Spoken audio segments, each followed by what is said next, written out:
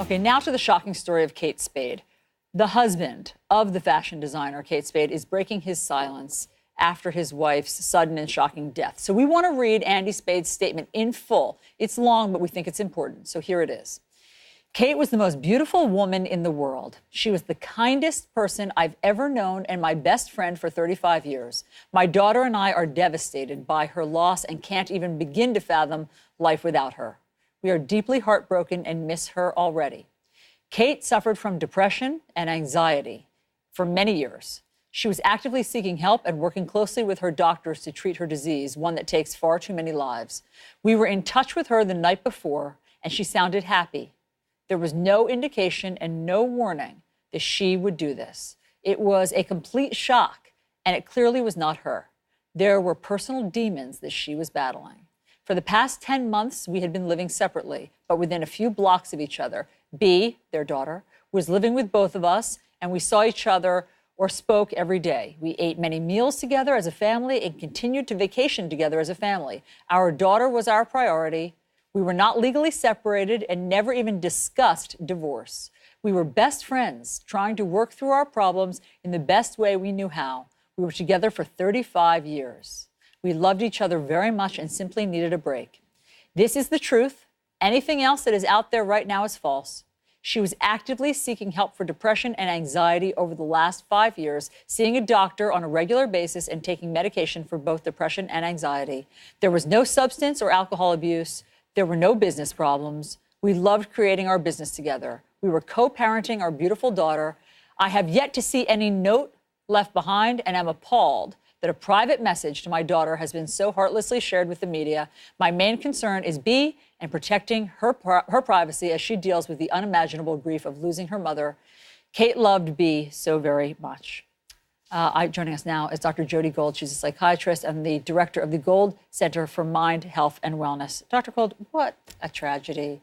How sad to hear that note. I mean, so shocking, primarily for me, to hear that there were no warning signs and it was sudden and they had talked to her the night before and heard that she was happy. That sends a shiver down my spine because obviously we all know people who are struggling at some points. Yeah. How can there be no warning signs?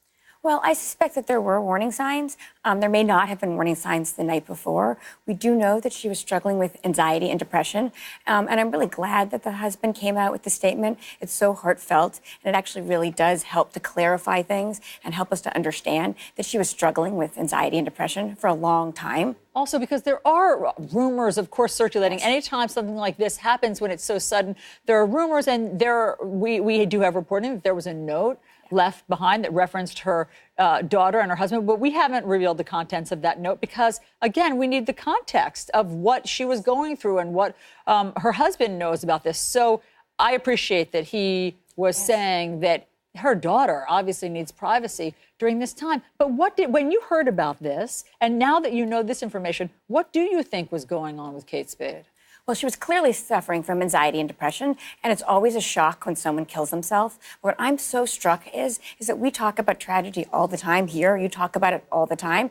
But this has really sparked a worldwide discussion about depression and suicide, and I've been trying to understand why so much. And I think it's partly because she doesn't fit the bill of who we think actually usually kills themselves. I mean, she was glamorous and successful and on social media and beautiful, and yet she still suffered with anxiety and depression.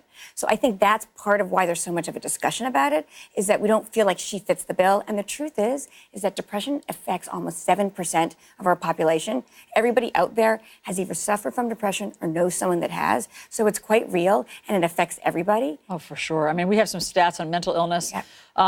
Women suffer from mental illness, 21%, men 14%. So it's more, do you agree, more female related to have some of these struggles? Yes, it's more, depression's more common in women than in men, but it's quite prevalent.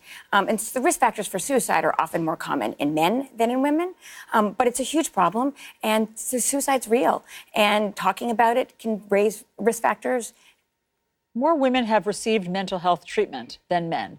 48% of women 33% of men. And I think that that's another one of the problems here, which is it sounds like she and the family are doing everything right. She was in treatment. She was being medicated. She was talking to someone on a regular basis. And then the idea that in a split second or for however long she was contemplating it, this happens. I mean, what is the answer if those things don't work?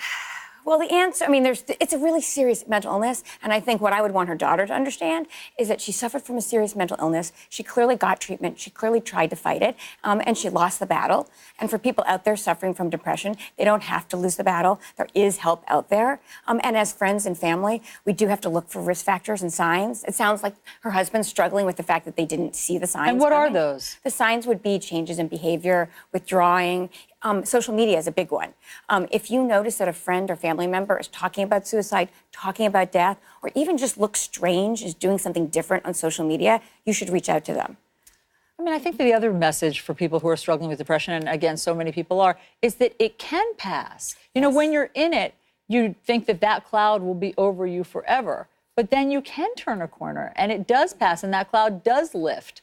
But it's hard to wait for that sometimes. It's such an insidious illness because one of the symptoms of depression is hopelessness. So when you're talking to someone who's depressed, they will tell you there's no hope. They might as well kill themselves.